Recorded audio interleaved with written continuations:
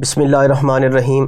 السلام علیکم ناظرین، AWC ایگری کے ساتھ میں ہوں آپ کا میزبان طاہر ندیم۔ ناظرین، جیسا کہ آپ جانتے ہیں کہ پاکستان ایک زرعی ملک ہے جہاں کا ایک وسیع آبادی زراعت سے وابستہ ہے اور زراعت کے ساتھ ساتھ لائف سٹاک سے وابستہ ہے۔ ہماری معیشت میں جہاں زراعت ایک اہم کردار ادا کرتی ہے، وہاں لائف سٹاک بھی زراعت سے پیچھے نہیں ہے۔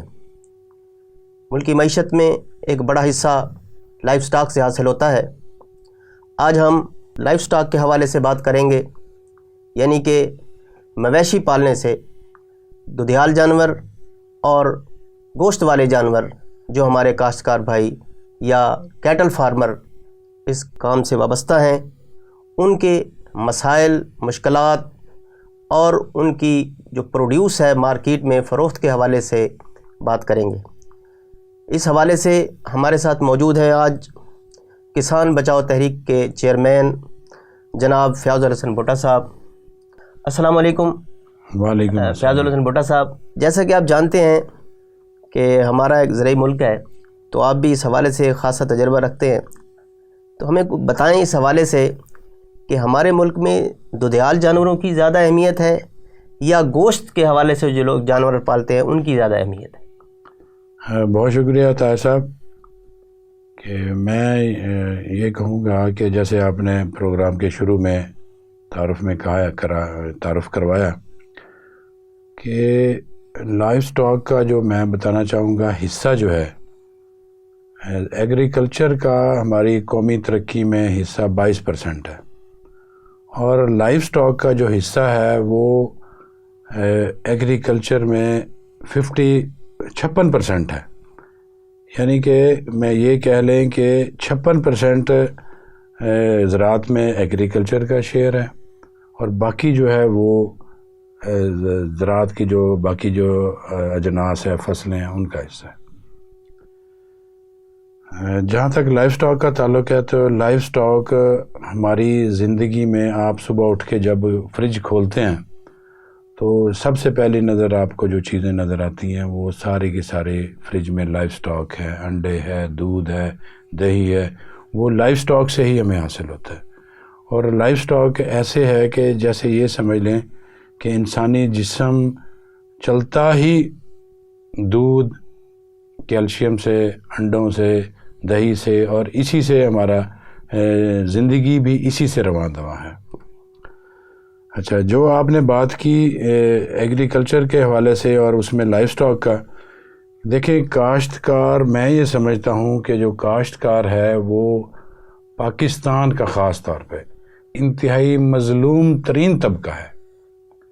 کاشتکار سے زیادہ یا کسان سے زیادہ مضبوط ایک آپ کے گاؤں کا، ایک آپ کے محلے کا بال کاٹنے والا زیادہ طاقتور ہے، اور ایک جو جوتی جوڑنے والا موچی ہے، مرمت کرنے والا، وہ ایک بہت بڑے کاشتکار سے بھی زیادہ طاقتور ہے۔ یہاں آپ کے ذہن میں آئے گا کہ وہ کیسے؟ وہ اس طرح کہ کاشتکار اپنی جیب سے پیسہ لگا کے وہ ایک فصل تیار کرتا ہے، اور پھر اس کی مجبوری یہ ہوتی ہے کہ اس کی پروڈکشن کے جو ریٹ ہے وہ کوئی دوسرا فریق طے کر رہا ہوتا ہے، اور ادھر جو اگر بال کاٹنے والا ہمارا بھائی جو محلے میں یا ہمارے گاؤں میں بیٹھا ہوا ہے، وہ اگر جو مزدوری کرتا ہے وہ اپنی منمانی پیسے لے رہا ہوتا ہے، اور اسی طرح جو موچی ہے وہ بھی اگر آپ کی جوتی جوڑتا ہے تو وہ اپنے مرضی کے پیسے لیتا ہے۔ پھر دوسری طرف آ جائیں، جو ہماری پوری دنیا میں جو سسٹم ہے، جو بھی پروڈیوسر ہے، پروڈیوسر کی اپنی مرضی کا ریٹ ہوتا ہے۔ ایک ماچس کی ڈبی جو بھی بنا رہا ہے وہ اس کمپنی کا، اس مالک کی مرضی کا ریٹ ہوتا ہے کہ یہ ماچس کی ڈبی میں نے اتنے میں بیچنی ہے۔ جیسا کہ بھٹا صاحب آپ نے فرمایا کہ کاشتکار یا ہمارا لائف سٹاک سے وابستہ جو لوگ ہیں وہ اپنی پروڈیوس کی قیمت جو ہے وہ مقرر نہیں کر پاتے، وہ کسی دوسرے کے رحم و کرم پر ہیں۔ بالکل۔ لیکن ان کے ہاتھ میں ایک بڑا اہمیت کا حامل شعبہ ان کے ہاتھ میں ہے جو ملک کی ایک انتہائی جو اہم ضروریات ہیں وہ پوری کرتے ہیں۔ تو کیا حکومت کو اس حوالے سے کیا کرنا چاہیے کہ ہمارا جو لائف سٹاک سے وابستہ آدمی ہے، کسان ہے، فارمر ہے، کہ وہ دودھ کی یا گوشت کی جو پیداوار ہے جس کے لیے وہ اپنے اخراجات کر رہا ہے، تو اس کے لیے حکومت کو کیا اقدام کرنا چاہیے تاکہ اس کی جو مناسب آمدنی ہونی چاہیے تاکہ وہ اپنے کاروبار کو رواں دواں رکھ سکے؟ سب سے پہلے تو یہ ہے کہ میں یہ چاہوں گا، یا میں کہنا چاہتا ہوں، کیونکہ میں خود بھی کاشتکار ہوں اور لائف سٹاک بریڈر بھی ہوں، تو جو میرے مسائل ہیں وہی سب کاشتکاروں کے وہی مسائل ہیں۔ ایک تو سب سے پہلے یہ ہے کہ انفارمیشن کی کمی ہے، تعلیم کی کمی ہے ہمارے شعبے میں۔ اگر دیکھیں کہ اگر ایک سال آلو کا اچھا ریٹ ملتا ہے تو اگلے سال جتنے بھی فارمر ہوں گے، جتنے بھی کاشتکار ہوں گے، وہ زیادہ سے زیادہ آلو کاشت کرنے کی کوشش کریں گے۔ اگر پیاز کا اچھا ریٹ ملتا ہے تو اگلے سال کاشتکار پیاز کے پیچھے بھاگے گا، اور ہوگا یہ پھر وہ ٹرالیاں بھر بھر کے سڑکوں میں پھینک رہے ہوتے ہیں۔ اور اس وقت بھی اگر دیکھا جائے یہ جو صورتحال ہے، اس وقت جو کاشتکار ہے اس کو کھیت میں آلو سے اتنے مہنگے ڈی اے پی لیا، کھادیں لی، یوریا لیا، مہنگی ترین چیزیں لے کے جب اس نے آلو کی فصل تیار کی ہے تو اس کو اس کی مرضی کا جو ریٹ ملنا چاہیے تھا اس کو وہ ریٹ نہیں ملا۔ آپ کے ریڑھیوں پہ 20 روپے 30 روپے عام آلو مل رہا ہے، اور ریڑھی والے وہ آواز لگا کے بیچ رہے ہیں۔ تو اس کا یہ مطلب ہے کہ جو اینڈ جہاں سبزی منڈی ہے وہاں تو فارمر کو 4 سے 5 روپے فی کلو آلو کا ریٹ مل رہا ہے، تو وہ اس کو، اور فی بیگ کے پیچھے فارمر کے 300 سے 400 روپے اس کے ایڈیشن خرچہ ہو رہا ہے۔ تو وہ فارمر، اور ہونا یہ چاہیے کہ اگر حکومت کچھ کرنا چاہتی ہے تو اتنے عرصے سے حکومت نے تو کچھ نہیں کیا۔ ہم ایک رائے دے سکتے ہیں کہ حلقہ بندی کی جائے اور مختلف کیٹیگریز بنائی جائیں۔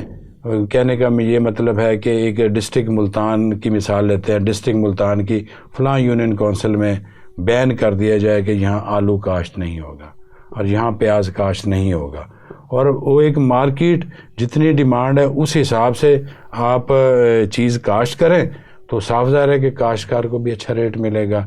اور اگر آپ باہر سے انڈیا سے منگوا کے ان کو تو آپ اچھا ریٹ دے رہے ہیں، ایران سے منگوا کے پیاز کا ان کو تو اچھا ریٹ دے رہے ہیں، جب پاکستان کے پیاز کی باری آئے گی تو وہ گلیوں میں ریڑھیوں پہ وہ رول رہا ہوگا۔ تو یہ گورنمنٹ کی ذمہ داری ہے۔ تو یہاں گورنمنٹ حلقہ بندیاں کرے اور ان پہ بین کرے کہ فلاں علاقے میں یہ چیزیں لگنی، یہ فصلیں کاشت ہونی چاہیے اور یہ فصل کاشت نہیں ہونی چاہیے۔ اس سے کاشتکار کو بھی فائدہ ہوگا اور کاشتکار کو اچھا ریٹ بھی ملے گا۔ تو لائف سٹاک سے وابستہ لوگوں کے لیے وہ اس کے لیے آپ کیا سجیسٹ کریں گے؟ دیکھیں، یہ لائف سٹاک تو ایسی چیز ہے کہ اس کے بغیر فارمر زندہ ہی نہیں رہ سکتا۔ اب یہ دیکھیں کہ اگر اس وقت آلو کو اچھا ریٹ نہیں مل رہا، مگر اس کاشتکار کی بیگ پہ تو اس کے پاس جانور کھڑے ہیں اور وہ اس کا نیٹ کیش ہے۔ اگر جو اگلی فصل ہے اگر اس نے اسے کاشت کرنا ہے تو وہی کٹڑے بچھڑے جو جانور ہے وہ بیچے گا اور اس سے پیسے لے کے اگلی فصل پہ وہ خرچ کرے گا۔ تو لائف سٹاک کی اہمیت تو ایسے ہے کہ لائف سٹاک کے بغیر کوئی بھی کاشتکار، کوئی بھی کسان زندہ نہیں رہ سکتا، اور اس پر بہت زیادہ توجہ کی ضرورت ہے۔ اور جو بھی فارمر لائف سٹاک کی طرف توجہ دے رہے ہیں وہ خوشحال ہیں، وہ اپنی ایک جو ان کو مالی مسائل ہیں وہ ان مالی مسائل سے بہت جلدی نکل جاتے ہیں اور وہ اگلی فصل کو آرام سے کاشت کرنے کے قابل ہو جاتے ہیں۔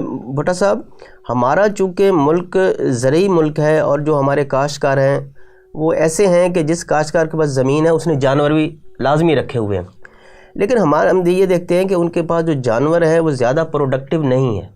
مطلب اگر وہ دودھ کے لیے جانور رکھے ہیں تو ان کی دودھ کی جو پیداوار ہے وہ بھی کم ہے، اوسط جو ہم لگاتے ہیں اس کے حساب سے کم ہے، اور جو وہ جانور گوشت وغیرہ کے لیے پالتے ہیں ان کی بھی وہ اتنی پروڈیوس نہیں حاصل کر سکتے جس پر ان کے اخراجات تو زیادہ ہو جاتے ہیں لیکن آمدنی کا۔ تو اس حوالے سے آپ کیا سجیسٹ کریں گے کہ ہمارا جو لوگ وابستہ ہے لائف سٹائل وہ کس قسم کے جانور رکھیں تاکہ ان کی آمدنی جو ہے وہ بہتر ہو سکے؟ بالکل طاہر صاحب، آپ نے بہت زبردست بات کی، بہت اچھی بات کی، اور یہ توجہ والی بات ہے.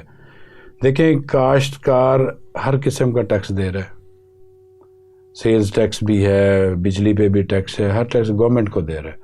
تو یہاں آ کے گورنمنٹ کو آگے بڑھنا چاہیے، فارمرز کو اکٹھا کرنا چاہیے، اور ہمیں بریڈ امپروومنٹ کی طرف جانا چاہیے. جیسے باقی دنیا کے ممالک ہیں وہ بریڈ امپروومنٹ پہ کام کر رہے ہیں، اور ہمارے ملک میں بریڈ امپروومنٹ پہ بالکل کام جو نہ ہونے کے برابر ہے. ہم باہر سے تو جانور امپورٹ کر رہے ہیں، اور جو ہمارا اصل سرمایہ ہے، ہماری اصل جو بلیک گولڈ ہے، جسے میں بھینس کہتا ہوں، اور وہ میں سمجھتا ہوں کہ نیسلے نے خاص طور پہ یہ اتنا بڑا ظلم کیا ہے ہمارے اوپر، ہمارے فارمرز کے اوپر. انہوں نے باہر سے وہ گوری میمیں تو ہمیں منگوا کے دے دی ہیں، اور ان کے اوپر ہمیں سبسڈی بھی دی ہے کہ جی آپ باہر سے بچھڑیاں منگوا لیں، آسٹریلیا سے، امریکہ سے، ہم آپ کو 10,000 12,000 ہم آپ کو سبسڈی کی صورت میں دیتے ہیں. تو جو آپ کی بھینس ہے، جو آپ کا بلیک گولڈ ہے، اگر ہم اس پہ کام کیا ہوتا تو یہ ہمیں ضرورت نہ پڑتی. اور ان کو سب سے زیادہ نقصان کیا ہے؟ ان کو جو دودھ چاہیے وہ 3.5 اور 4 کے درمیان فیٹ والا دودھ چاہیے، مگر جو ہماری بھینس ہے اس کے دودھ میں جو فیٹ ہے وہ 6 سے لے کے 7 سے بھی اوپر تک آتی ہے. اور ان کو اسے ڈی فیٹ کرنے کے لیے کروڑوں روپے ان کے خرچ ہوتے ہیں. اور انہوں نے یہ زیادتی کی ہمارے ساتھ، ہمارے فارمرز کے ساتھ. انہیں کہا کہ جی آپ نے اپنے فارم پہ جو بھینسیں رکھی ہوئی ہیں ان کو نکالیں، اور ان کی جگہ آپ امپورٹڈ گوری میمیں لے آئیں، اور وہ جو دودھ زیادہ دیں گے. اور ان کا تو دودھ ہمارے معاشرے میں، آپ بھی ماشاءاللہ ایگریکلچر فیملی سے آپ کا بھی تعلق ہے، آپ دیکھیں ہمارے گھروں میں بھینس کے دودھ کے علاوہ گائے کے دودھ کو پسند نہیں کیا جاتا. تو ہم نے اب جو بھینس کی قیمت ہے وہ 10-10 12-12 لاکھ روپے تک چلی گئی ہے. وہ کیا ہوا کہ انہوں نے پلاننگ کے تحت ہماری بھینس کو ہٹایا اور امپورٹڈ جانور آ گئے اس کی جگہ. اور یہاں تو یہ چاہیے تھا کہ میں یہ سمجھتا ہوں اگر ہم اپنے بھینس کے سیمن کو پوری دنیا میں بھیجتے تو جتنا یورپ، جتنا مشرق وسطیٰ والے تیل سے کما رہے ہیں، ہم اس سے زیادہ اپنے بھینس کے سیمن سے کماتے. اور ہماری گورنمنٹ کی اس کی طرف توجہ نہیں ہے. ہم نے اس کی نسل کی بڑھوتری کے لیے اور بہتر اچھی نسل پیدا کرنے کی طرف ہم نے توجہ ہی نہیں دی. جو ہمارے ایگریکلچر، جو لائف سٹاک کے فارم ہیں، وہ جسٹ صرف زبانی جمع خرچ کر رہے ہیں. اور اسی کے ساتھ ساتھ آپ دیکھیں کہ جو ساہیوال نسل ہے وہ ٹک فیور پہ کے خلاف بہت زیادہ مزاحمت رکھتی ہے. اور جو امپورٹڈ اینیمل ہے، اگر اس جانور کو 1 یا 2 چمڑ جائیں، ٹک لگ جائیں، تو وہ جاں بر نہیں ہو سکتی. اور ہماری جو ساہیوال نسل ہے اس پہ ان چیزوں کا اثر نہیں ہے. ہم نے اس کو پیچھے کر دیا ہے. اس کی بجائے ہم نے امپورٹڈ سیمن والی گائے لے آئے ہیں. اور ہم نے اپنا جو ہمارا اس دھرتی کا جو بلڈ تھا، دھرتی کے جو جانور تھے، ہم نے ان کو باہر نکال دیا. بھٹو صاحب، چونکہ جیسے آپ نے ذکر کیا کہ ساہیوال نسل ہے، ہمارے پاس چولستانی نسل بھی ہے. جی ہاں، تو بالکل. یہ جو گائے کی یہ نسل ہے، یہ دودھ کی جو پیداوار ہے یہ کہاں تک مطلب اوسط پیداوار دیتی ہے؟ اور جو باہر سے امپورٹڈ گائے ہے جیسے فریزین ہے یا جرسی نسل کی گائے ہے، اس میں اوسط پیداوار کیا ہے؟ دیکھیں جی، میرے فارم پہ بچھڑی تھی پہلی، اور اس نے جب وہ بیائی اور اس سے میں نے دودھ لیا، اس نے ایک دن میں 17 لیٹر مجھے دودھ دیا. ساہیوال کی جو بچھڑی تھی 17 لیٹر اس نے میرے پاس دودھ دیا، اور اس کا ریکارڈ ابھی تک میرے پاس موجود ہے.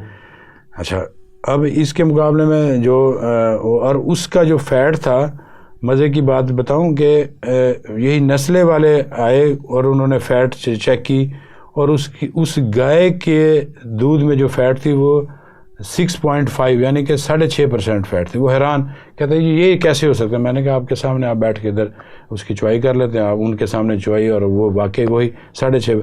اور اس کے مقابلے میں جو امپورٹڈ اینیمل ہے اس کی جو فیٹ ہے 3.5 سے 4 کے درمیان فیٹ ہے. پتلا دودھ ہے اس کا، ٹھیک ہے اس کی دیکھیں پھر اس کی مینٹیننس بھی تو ہے نا. ہم تو اسے توڑی پہ بھی پال لیتے ہیں, ہم اسے گھاس پہ بھی پال لیتے ہیں. اس کے لیے اسپیشل چارہ جات چاہیے. جو چیز آپ کو زیادہ پیداوار دیتی ہے اس کی کیئر بھی تو زیادہ کرنی پڑتی ہے. اس کو منرلز, وٹامنز, بہت کچھ آپ کو دینا پڑتا ہے. اور اس کا جو امپورٹڈ اینیمل ہے اس پہ اخراجات بہت زیادہ ہیں. وہ ہماری یہ گرمی برداشت نہیں کر سکتی, بجائے اس کے کہ چولستانی اور ساہیوال نسل وہ ہمارے اس موسم کو بڑے اچھے طریقے سے برداشت کرتی ہے اور اس میں کسی قسم کی کوئی بیماری نہیں ہے. اور جتنی بھی ہمارے اس معاشرے میں ہمارے اس ملک میں جتنی بھی بیماریاں جانوروں کے حوالے سے وہ ان سب کے خلاف قوت مدافعت رکھتی ہیں. جو اس کیٹل فارمنگ سے وابستہ ہیں ان کے لیے آپ کی کیا مشورہ ہوگا تاکہ انہوں نے اپنے کاروبار کو اپنے لیے فیزیبل بھی بنانا ہے, اپنی آمدنی کو بھی دیکھنا ہے کہ اگر وہ ایک فارم چلا رہے ہیں تو اس میں امپورٹڈ نسل ہے یا ساہیوال نسل ہے, چولستانی نسل ہے یا بھینس ہے, اس میں کیا وہ اپنا اوسط جانوروں کی رکھیں تاکہ ان کے لیے یا زیادہ فیزیبل ہو جائے اور وہ اپنا منافع کما سکے اس سے. میرا مشورہ میرے کسان بھائیوں کے لیے یہ ہے, تو ایک تو آپ ساہیوال اور چولستان نسل کو فریزین سے کراس کروائیں. تو یہ ایک مخلوط نسل آئے گی. اس میں جو فریزین یا امپورٹڈ نسل میں دودھ کی جو زیادہ دودھ کی جو کوالٹی ہے وہ آپ کی اس جانور میں شفٹ ہوگی, اور جو بیماریوں کے خلاف اور موسم کے خلاف جو مزاحمت ہے وہ ساہیوال نسل اور چولستان نسل سے آپ کی اس نئی نسل میں آئے گی. اچھا, اور آپ نے جو کہا کہ فارمر کیا کرے, میں یہ سمجھتا ہوں کہ اگر کسی دوست نے دودھ کا بزنس یا دودھ کا کاروبار کرنا ہے تو اس کو چاہیے کہ ہر 5 بھینسوں کے ساتھ 2 گائے بھی ساتھ شامل کرے. ہر 5 بھینسوں کے ساتھ 2 گائے بھی ساتھ شامل کرے اور ان کا دودھ مکس کر کے مارکیٹ میں اس کو سیل کرے. تو یہ اس کے لیے فیزیبل ہے. سمجھیں کہ اگر آپ نے 10 بھینسوں سے کام شروع کیا ہے تو آپ کے پاس 4 گائے ہونی چاہیے کہ ان کا دودھ مکس ہو کے تو آپ کو بہت اچھا ریٹ مل سکتا ہے. بھٹو صاحب, ہم دیکھتے ہیں کہ مہنگائی کی وجہ سے جہاں ہر طبقہ پریشان ہے وہاں ہمارے یہ جو فارمرز ہیں یہ بھی پریشان ہیں. تو یہ جو دودھیال جانور ہیں یا بیف والے جانور ہیں ان کو جو ونڈا استعمال کرتے ہیں اس میں بھی کوئی مشکلات پیدا ہوئی ہیں ہمارے فارمر کے لیے؟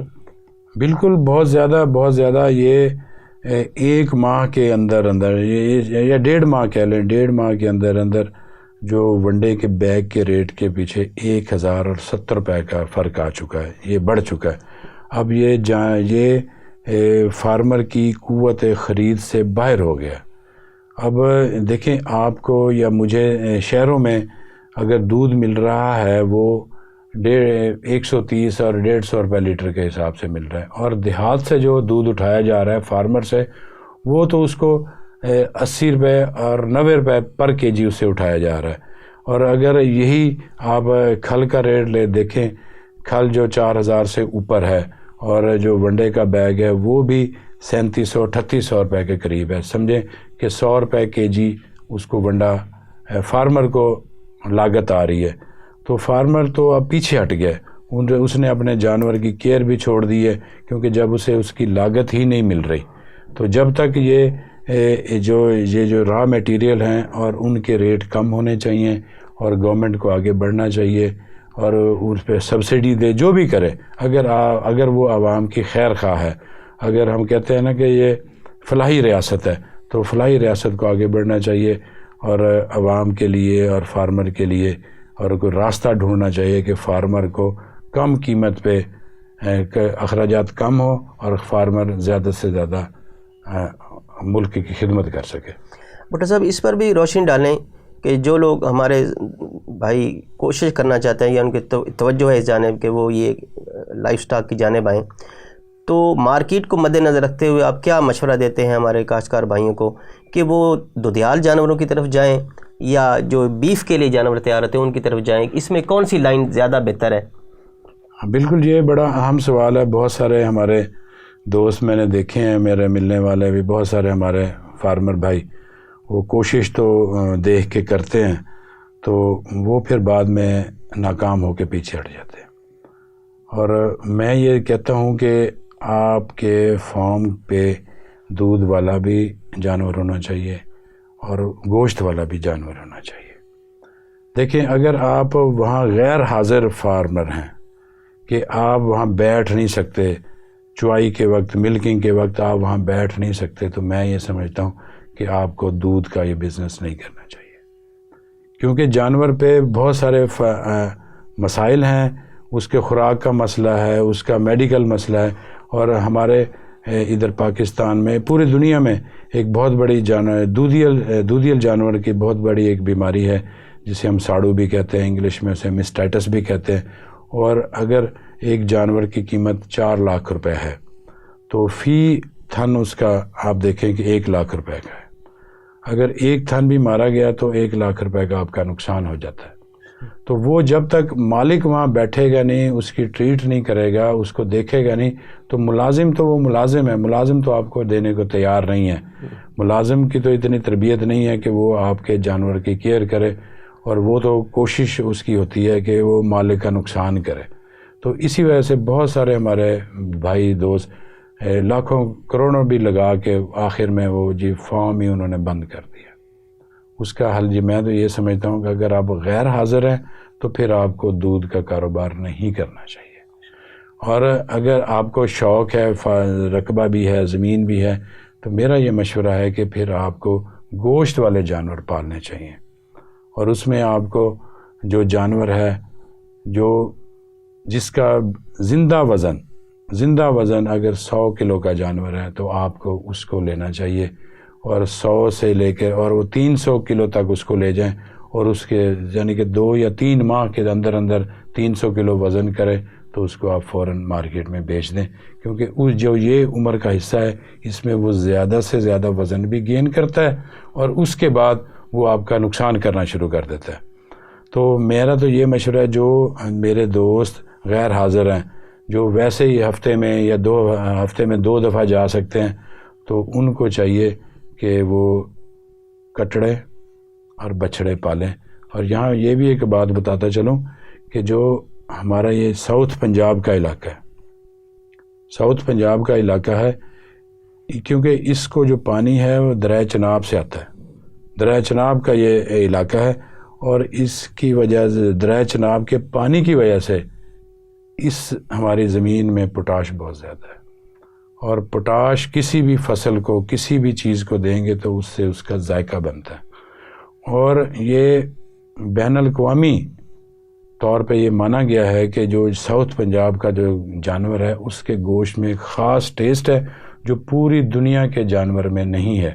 اور آپ کو علم بھی ہوگا کہ اسی لیے جو پچھلی گورنمنٹ تھی مسلم لیگ کی، شہباز شریف جب یہاں وزیر اعلیٰ تھے تو وہاں انہوں نے کٹڑوں پہ بہت زیادہ محنت کی، کہ انہوں نے کہا جی کٹوں کو پالا جائے، اور کٹوں پہ انہوں نے اب بھی انسینٹیو دیا جاتا ہے، سبسڈی دی جاتی ہے. اس کی وجہ یہ ہے کہ کٹے کا جو گوشت ہے اس کی پوری دنیا میں مانگ ہے بہت زیادہ. اور جب آپ جانور اور اس کو صرف 300 کلو تک تیار کریں تو وہ جانور آپ کا، اس کا گوشت ایکسپورٹ ہو سکتا ہے، باہر ہوتا ہے. اور اس کے بہت ساری پارٹیاں اس وقت پاکستان میں بھی موجود ہیں. تو میری تو یہ رائے یہی ہے کہ میرے فارمر بھائی کو گوشت دودھ کی بجائے، کیونکہ اس میں اخراجات بہت زیادہ ہیں، اس میں جانور کی صحت کا بہت زیادہ کیئر کرنی پڑتی ہے، بہت زیادہ حساس ہونا پڑتا ہے. اس میں اگر آپ تھوڑی سی نیگلیجنس بھی کریں گے تو وہ اتنا نقصان نہیں ہوتا. تو میری یہی گزارش ہے اپنے کاشتکار بھائیوں سے کہ وہ اس طرف آئیں اور گوشت والے جانور پالیں. بھٹو صاحب، جو بھی پروڈیوسر ہوتا ہے کسی بھی چیز کا، اس کی کوشش یہی ہوتی ہے کہ جب وہ مارکیٹ میں جائے تو اس کو مشکلات کا سامنا نہ کرنا پڑے. تو آپ کیا سمجھتے ہیں، کیا پوٹینشیل ہے مارکیٹ میں دودھ کا اور یہ گوشت کا؟ دیکھیں اس کے اب دودھ جتنا بھی مہنگا ہو جائے تو وہ ہماری انسانی ضرورت ہے، ہم نے پینا ہی پینا ہے. اور دیکھیں ہم مسلمان ہیں تو آپ کو پتہ ہے کہ مسلمان جو ہے وہ گوشت کے بغیر رہ ہی نہیں سکتا. جتنا بھی مہنگا ہو جائے گوشت ہم نے کھانا ہی کھانا ہے. اور گوشت کی مارکیٹ اور اربوں، اب آپ اگر ذہن میں سوچیں تو پوری دنیا میں آج کے دن کتنے جانور ذبح ہوئے ہیں. تو اس طرح تو وہ قحط ہو جانا چاہیے. مگر دیکھیں اللہ تعالیٰ نے ایسے حلال میں ایسی برکت ڈالی ہے کہ کل پھر اتنے جانور ذبح ہو رہے ہوں گے، اور اتنے پوری دنیا کے لوگ جو بنے ہوئے انسان ہیں، وہ اللہ کی مخلوق ہے، وہ اس کو کھا رہی ہوگی۔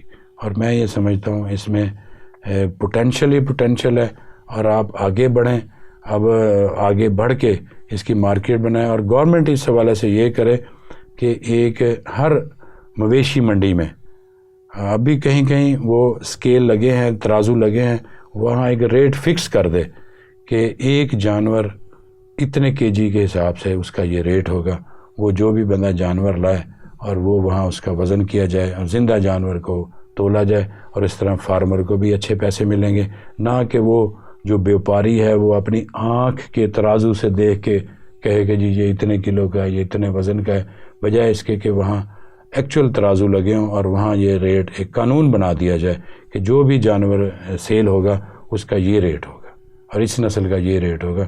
تو اس طرح فارمر بہت سارے لوگ اور لائف سٹاک کی طرف انویسٹمنٹ کے لیے آ جائیں گے۔ بہت بہت شکریہ بھٹا صاحب۔